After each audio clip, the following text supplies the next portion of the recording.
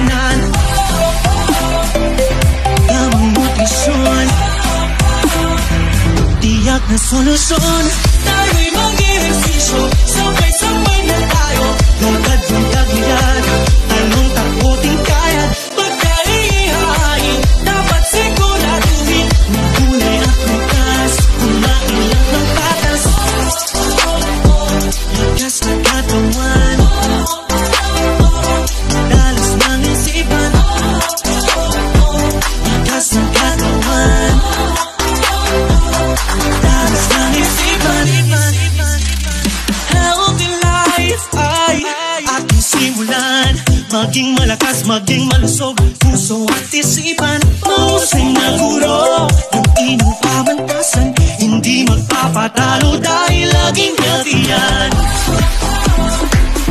Tamang nutrisyon, tiyak na solusyon. Tayo'y mag-ehersisyo, sabay-sabay na tayo. Lakad yung tagilid, talon takbo ting kayad. Pagkaihain, dapat siguro